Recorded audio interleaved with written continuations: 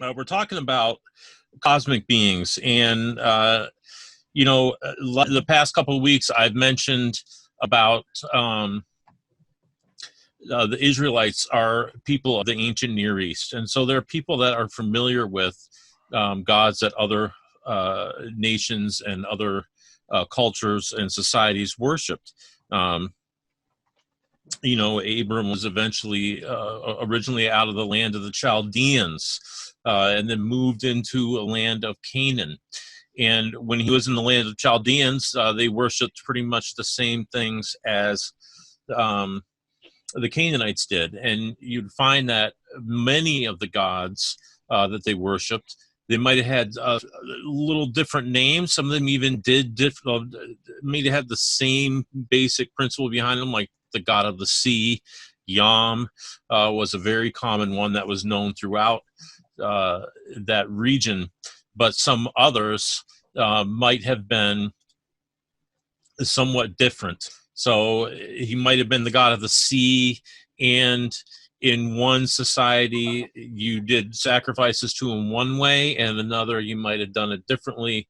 And so they kind of took these things and kind of made them their own. And we see that's exactly what Israel did eventually. They took a lot of these things, they put them right in the temple. And I don't want to get too excited, but I might have some progress here, possibly. But they took all these things and they made them their own. And so when we read this and we bring out in this passage who the two gods were that we're going to see in here, that's got to be something in the forefront in your minds. Is that it's something that they understood and something that they knew. And as we saw, Yam appears in the Hebrew scriptures as the word sea. And then we had one for the word deep, but it was related to Yam, in the middle of himself, in the deep, in the abyss. So those were the things from last week that we had. In this week, we're going to be talking about two others that were common also to all these folks. And as we're going to see, they were part of the Egypt. Although they had some of their own gods, they actually took the ideas of some gods of the Canaanites and others and brought that into their own pantheon of gods. And in fact, these two are part of that. And so Egypt, as we've seen so far, as we've looked at this, plays a very large part into the whole idea of what Israel, or what the scriptures are trying to tell us related to these other gods and Israel. We've seen so far both times talking about Yam and Leviathan. They were both connected to Israel being in Egypt and then getting out of Egypt, crossing through the sea as a new creation. And so these two that we're going to talk about tonight are similar. So in Psalm 78, you have, we'll just say, starting around verse 9 or so, we start to get this history, or maybe a little bit earlier than that, but you start to get a history of Israel and their relationship with God. And it kind of runs through that. So, we're not going to read the entire thing, but many times we read in this passage or in this chapter that God is enraged or angry with Israel. And so we go down, and it says why. It says the things they did. They left him. They didn't worship him.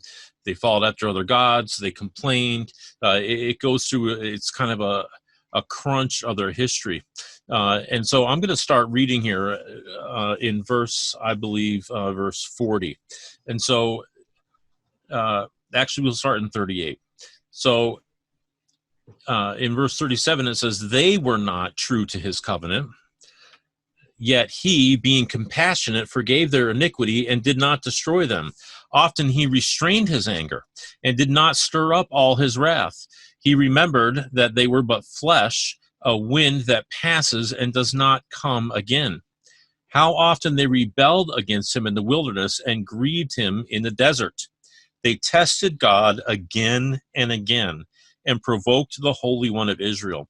They did not keep in mind his power or the day when he redeemed them from the foe, when he displayed his signs in Egypt and his miracles in the fields of Zoan. He turned their rivers to blood so that they could not drink their streams. He sent them swarms of flies and devoured them, and frogs which destroyed them. He gave their crops to the caterpillar and the fruit of their labor to the locust. He destroyed their vines with hail and their sycamores with frost. He gave over their cattle to the hail and their flocks to thunderbolts, and let loose on them his fierce anger, wrath, indignation, and distress, a company of destroying angels. He made a path for his anger. He did not spare them from death, but gave their lives over to the plague. So this is it's pretty awful, right? Israel doesn't keep the covenant. They're not doing what they're supposed to do. And so the wrath of God has come upon them. And it's interesting, in verse 42, we talk about the enemy, the foe, which was Egypt up until this point. And so I'm going to continue reading here, and let me just scan down for a moment.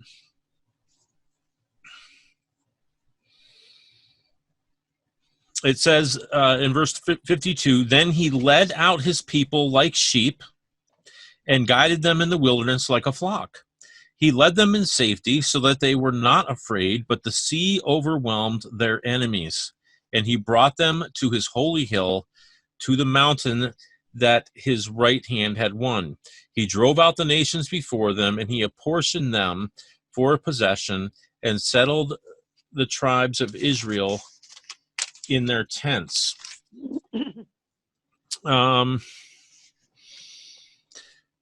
It says, I'll continue here. So it says, yet they tested the Most High God and rebelled against him. They did not observe his decrees, but turned away and were faithless like their ancestors. They twisted like a treacherous bow, for they provoked him to anger with their high places. They moved him to jealousy with their idols. When God heard, he was full of wrath, and he utterly rejected Israel. He abandoned his dwelling at Shiloh, the tent where he dwelt among mortals, and delivered his power to captivity, his glory to the hand of the foe. You continue on, and the people fall to the wrath of the sword. It says their priests fell by the sword, their widows made no lamentations. The Lord, then in 65, awoke as from sleep like a warrior shouting because of wine. He put his adversaries to rout, and he put them to everlasting disgrace. So I'm going to stop right there, but if you continue down in verse 7, you see that he hasn't even chosen David yet. So when we're reading this, it kind of takes place in stages. All of this is what happened between the time they left Egypt, before Jerusalem was even a city, a major city, before a temple, before David was their king. All these things they did. So, when you're reading this, think Judges. I think is probably accurate. Somewhere between the Exodus and in Judges, where all these things are happening. And what's interesting here to me is that I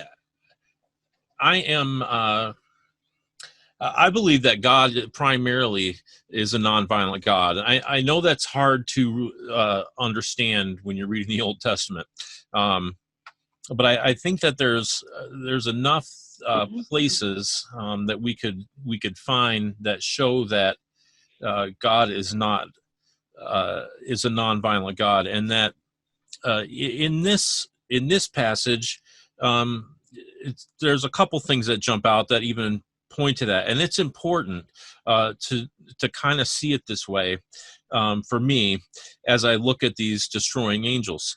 I want you to think of Job when Satan wanted to afflict him, to show God that if you gave Job calamity, and if you took things from him that he loved, he would turn on you. And it's interesting when you read in Job in the first couple chapters there, when this happens, God tells Satan, go ahead. But then God takes the blame for it happening, even though God is not necessarily the one that actually did it. In Romans 1, we read that people went their own way. They worshiped the man, the beast, more than the creator. You can read the things, and that's a general consensus of humanity at a certain point in time. And what's it say? It doesn't say, and I came down and struck them with fire. It says that I put my hands up and let them go. He lets them go their own way. And it's the same with Israel. If you think of Judges, Israel, they were with God and they weren't with God. They were with God and they weren't with God. And what does he do each time? He puts his hands up, and it describes it as being delivered. He says, there you go. Take what you want. I give you to the world. I remove my hands. I give you to the world. And what happens, happens. And that's what happened. It's interesting in this one, too. Also, we see in verse 55 that it says he drove the nations out before them. There's no separate passage in here about the great battles that Joshua fought, or how they took Jericho, or Ai, or when they drew out the men and fought the men, and then other armies came behind and took the city. There's none of that. It says I drove them out before you, which is interesting because that was what he initially told them. He initially said, I'm going to go out and drive them from before you. So I don't want to get too much into all that, but these angels, we're going to see it's the same principle. So we're going to focus in here on verse 49 and 50. And so he withdraws his hands. Before I get to that, because I did read further on, it says that in verse 65, he awoke as from a sleep. I had some notes in my notes from the Net Bible, which I actually have one here, but we're so short on time now that I don't know if I should do this. But I think I kind of remember what the notes are, and it's when it says that he woke up from a sleep. It was a deep sleep. One that if you were a warrior and you came home after battle, you were exhausted, you slept hard. When I was in the military, especially in basic training, after all the stuff that you did and the pace that you went through and got everything done, you were exhausted. There was no laying in bed and staring at the cot next to me or at the ceiling or anything like that. It was pretty instant out.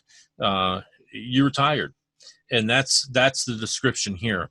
So the idea or the thought is, when these things were going on that we read from the destroying angels and the other things that happened against Israel, he was away. His hands were out, and when he woke up, it says in the RSV as someone who was drunk from wine. At first, I thought of someone who drank too much wine and fell asleep, and and got up really irritated and hungover and unhappy. But the idea is that he slept, but then when he got up, it wasn't because he was drunk with wine, but if someone's angry, if you ever seen an angry drunk, they yell and they scream. They get really angry, and they, might even say things they don't mean. I'm not saying that God did that here, but that's the picture they want. He woke up and saw what was going on, probably heard their distress and heard their cries, and he lashed out at the enemies and rescued Israel. You can continue through the rest of the chapter and read more about that if you wish. But so hopefully you have the idea here that he's not he's kind of distanced himself. He's kind of backed up and gave them up. These folks, and so that was with Israel. And the same thing I think that we're going to see is with these destroying angels and the things that happened to Egypt. I don't want to say that he was a protector of Egypt. I think God was he was a protector of people. He was a protector of the earth and of his creation, which included all people. I think it hurt him. It hurt him and it grieved him to see people like Egypt conduct themselves in the way they did. And in fact, they worshipped all kinds of gods, which we're going to get to in a few minutes. But and so I think his mindset is, I'm going to do some things here, but the things that I'm going to be doing aren't necessarily against the individual people or the families of Egypt. I'm gonna have something to do with the gods that they worship, things or creatures and cosmic beings that these people believe to be true. And there certainly may have been cosmic beings at one time, or even at that time, that mirrored some of these things that they had learned sometime in the past.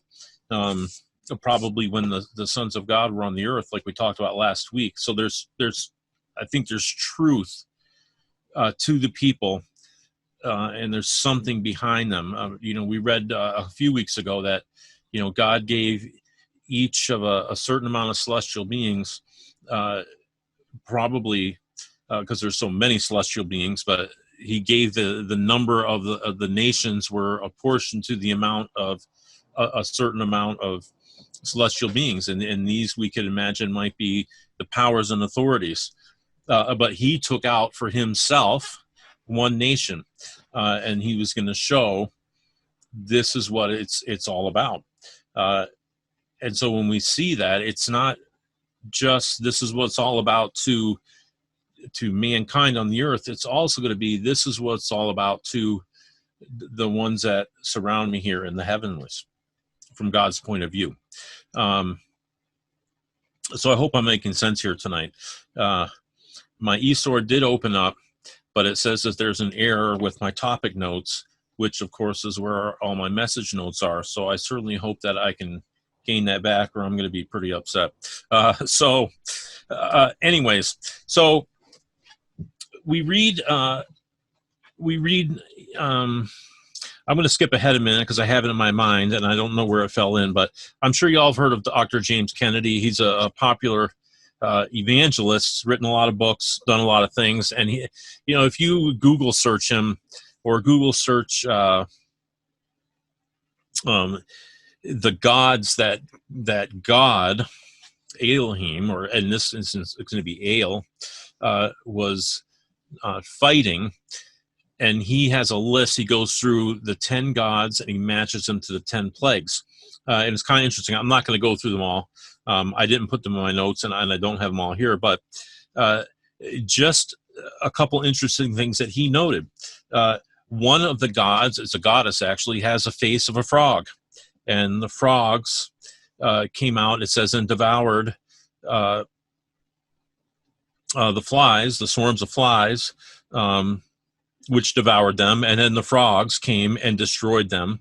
The swarms of flies, he says, and I looked up this to see if other scholars agree, and they say, and a lot of them say yes, weren't actually flies. They were actually flying insects. And so it's listed as a fly, but it could have possibly been scarab beetles. Scarab being one of the symbols of Egyptian worship. Sometimes you would see it hanging. I think it's been part of movies and stuff too. Sometimes the scarab. I think I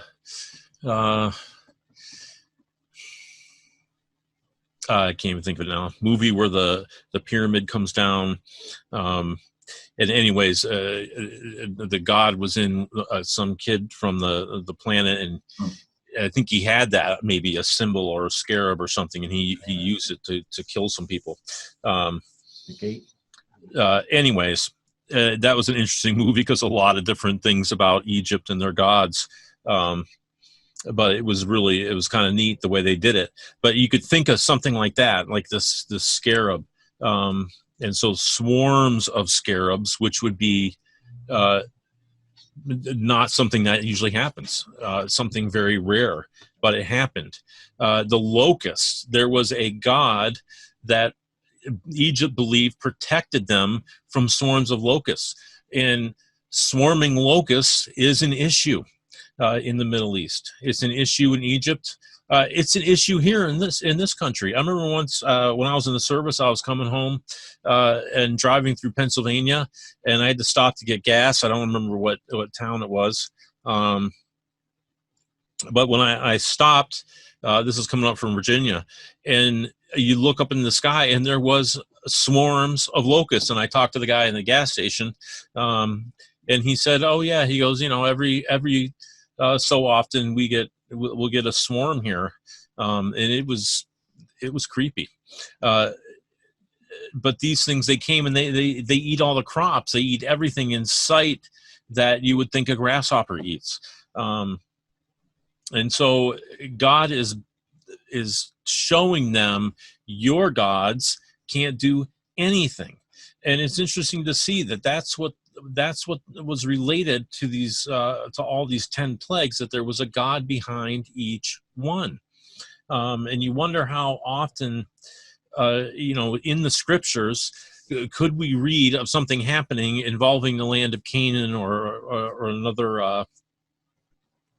We know the god Dagon fell down. They picked him up and he fell down again.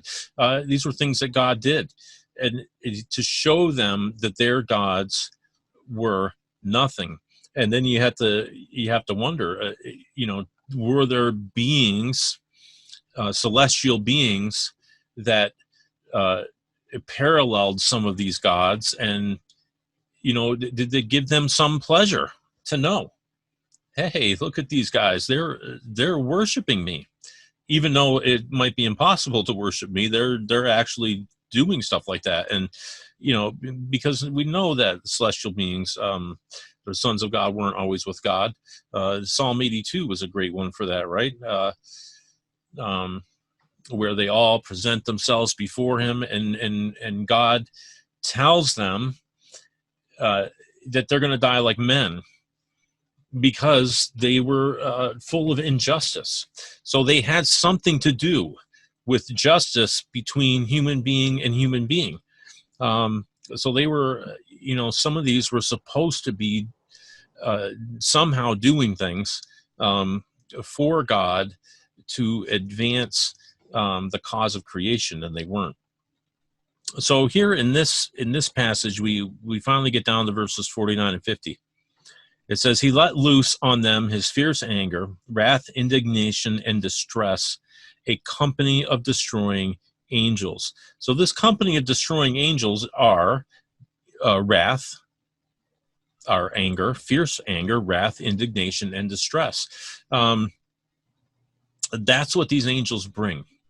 And in the next one we have, he made a path for his anger.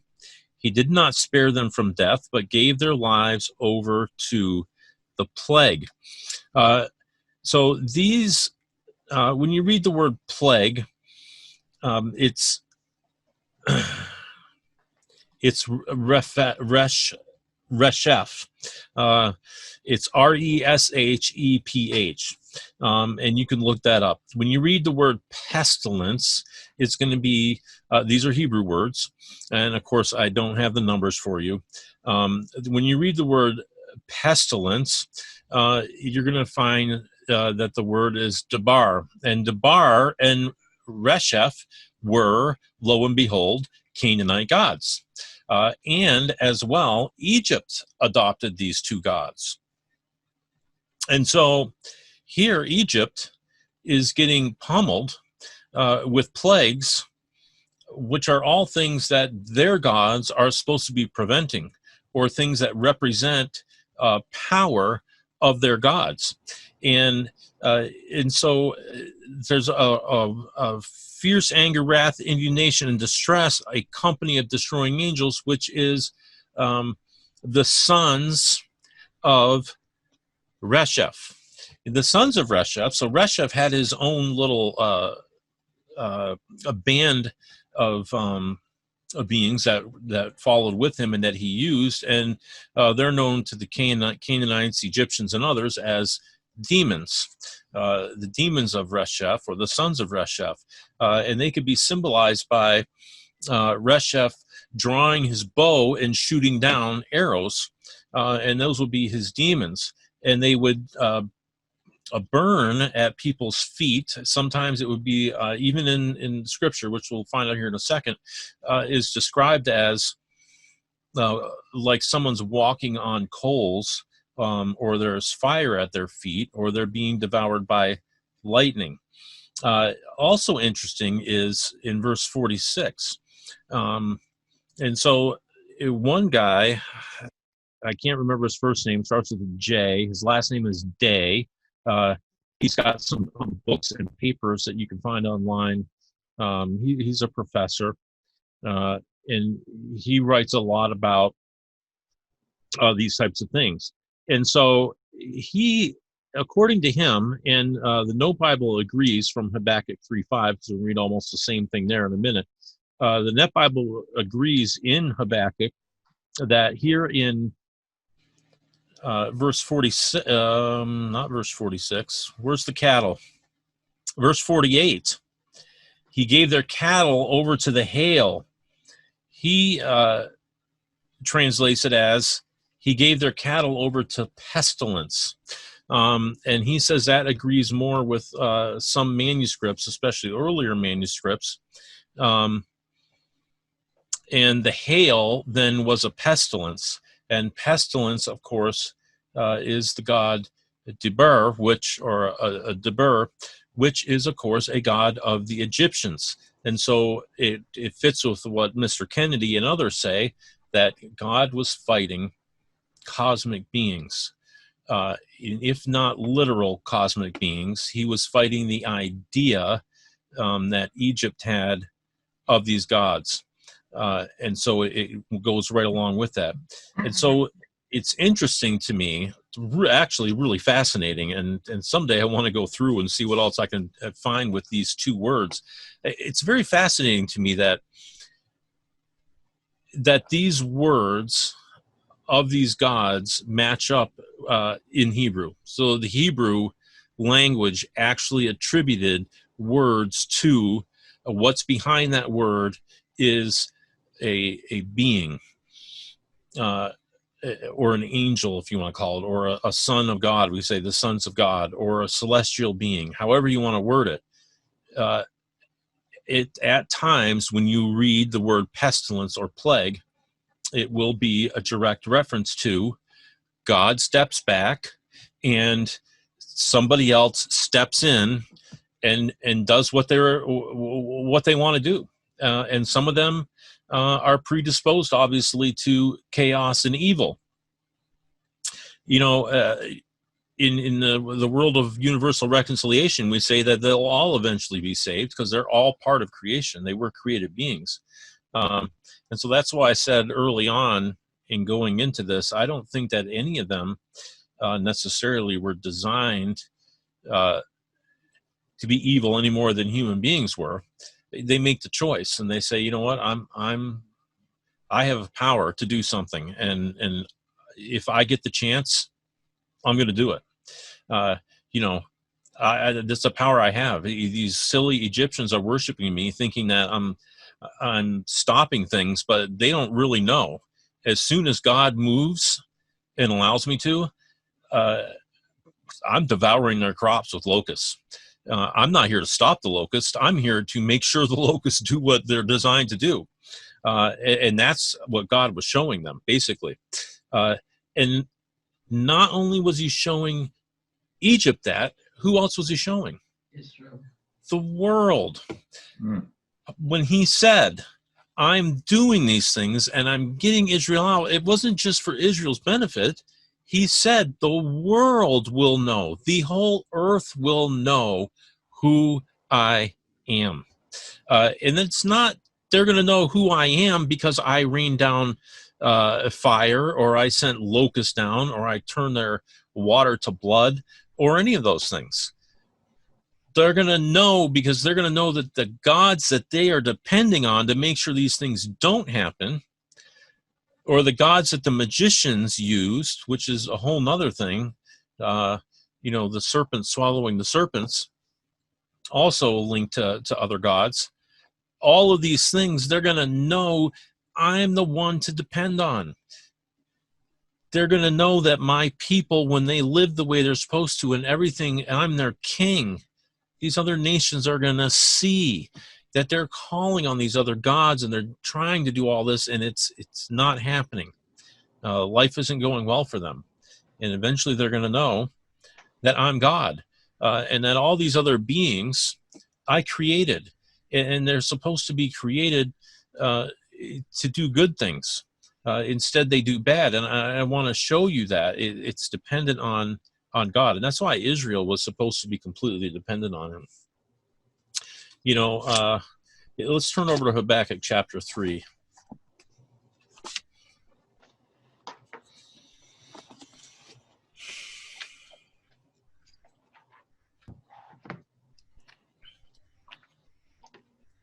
See, now I have to slow down because I'm not looking at... Uh-oh, are you still there? We're here. Still there, right? All right. My screen changed because I put my Bible on the computer. It's not on the screen for me. So in chapter 3 of Habakkuk, and we're going to go down to verse 5, it says, before him went pestilence, and plague followed close behind. Now, some translations have that a little different. Since I don't have my notes, I don't have all the different things that they say.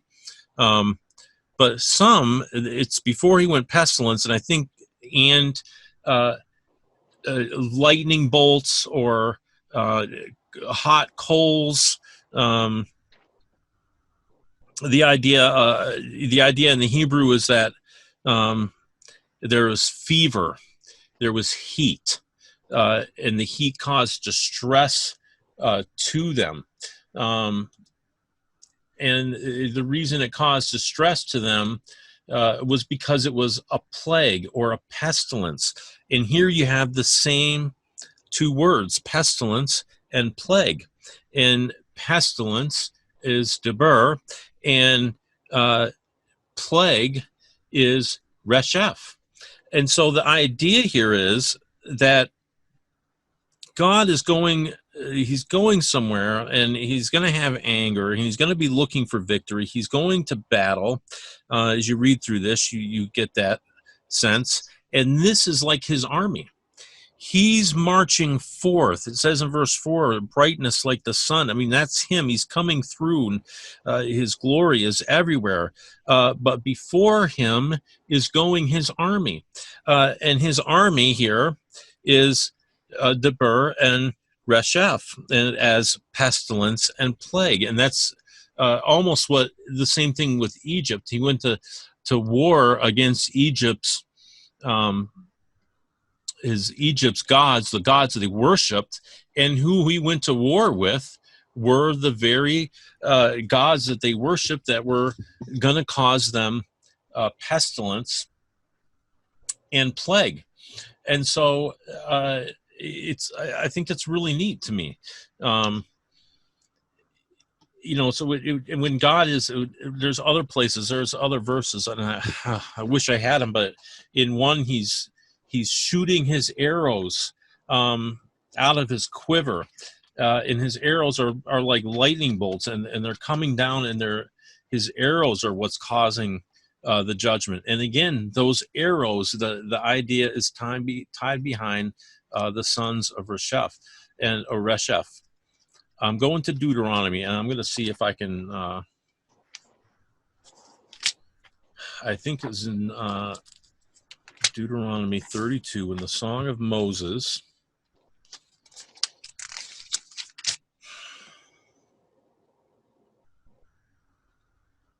Yes, in Deuteronomy 32 and verse 42.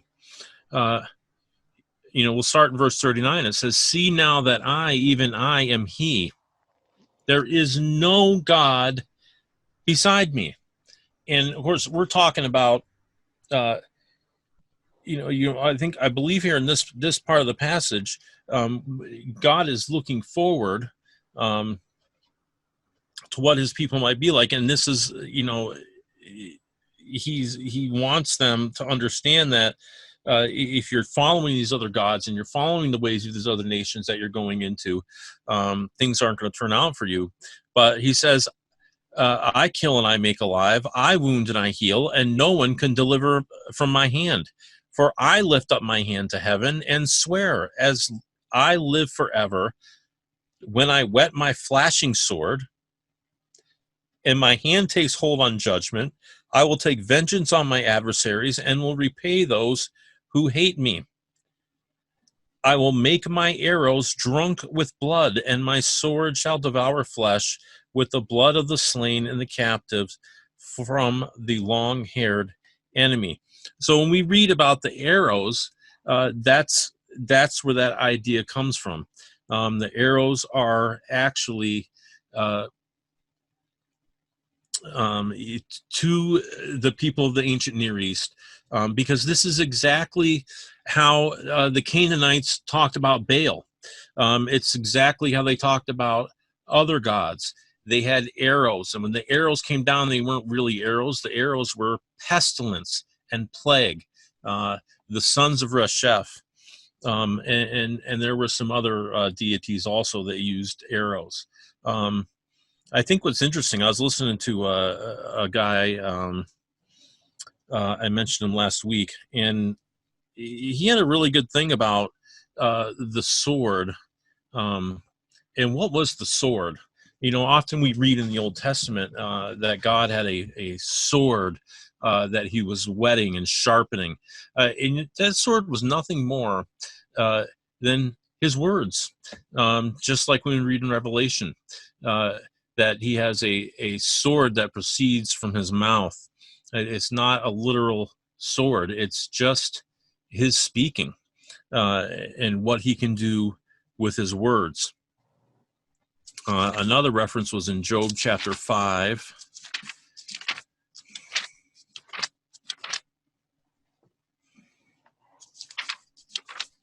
I don't know what I did to my screen, so I don't have a clock. Exit full screen, maybe. Well, anyways, I'm just going to do this one and then I'll wrap up because I don't know what time it is. It's probably late. Yes, it says in Job 5:6, it says, "For misery does not come from the earth, nor does trouble sprout from the ground, but human beings are born to trouble, just as sparks fly upward." And the sparks there flying upward was a similar thing. In some translations, I think it says demons fly upwards. Maybe that was Rotherham. I don't want to say for sure, but I did look up several to see. some people would say that it's silly to use so many translations, but I'll tell you what, if you look up a verse like that and you look at different English translations, and Rotherham we say is a literal translation, but it's interesting that so is Young's, and so is the Concordant.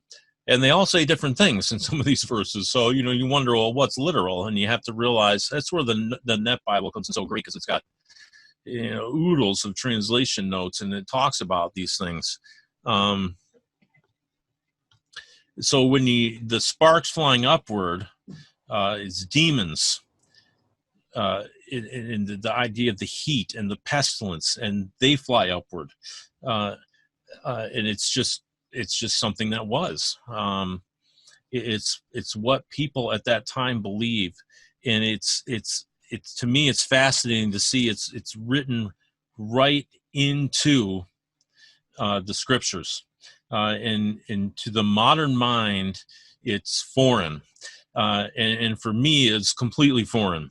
Until one day, a few years ago, I stumbled on some things that I read, actually linking to universal reconciliation and reconciling celestial beings. And you start to see these little snippets and things, and then you get more into it, and you find out, oh, wow, there's a lot more. And then you find out that, oh, well, these are,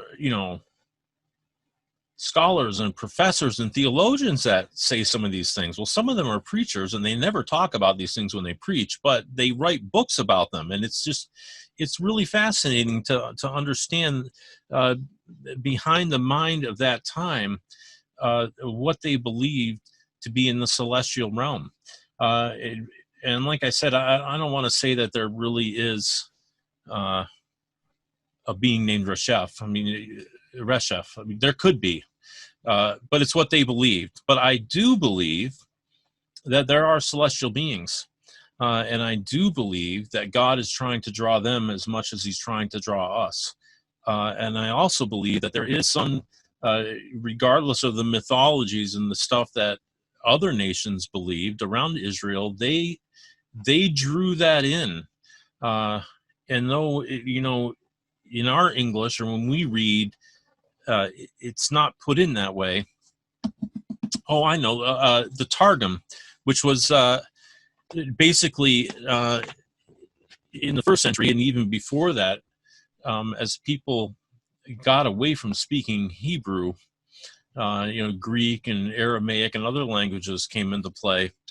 The Targum was read by the religious leaders. That would be the Pharisees or Sadducees, whoever. They would read it to the people. They would read the Hebrew, but they would translate it as they spoke it. It wasn't supposed to be written down, but eventually it was written down by various people, and they would kind of add commentary into it as they read it. Similar to what we might do now. Expository preaching is that, someone reads a couple verses and then they talk about it. That's kind of what they did. Well, the Targum was written down, and in Job 5 there, that's from the Targum. So when the Pharisees or whoever would read that, a priest would read it to someone in a temple who didn't know Hebrew when they were reading it in the Aramaic or the Greek, they were adding in the Targum of Job, which is now, you could find it written, that's what they would read into it, and they would discuss that as being a reality of celestial beings. And so I think it is a reality. But I kind of want to make that differentiation. There's mythology, which is things that people come up with, which God definitely talks about in the Old Testament. But there's a reality behind them. And God works. He's working to show people through the Old Testament in Israel that those aren't the ones to follow. I'm the one to follow.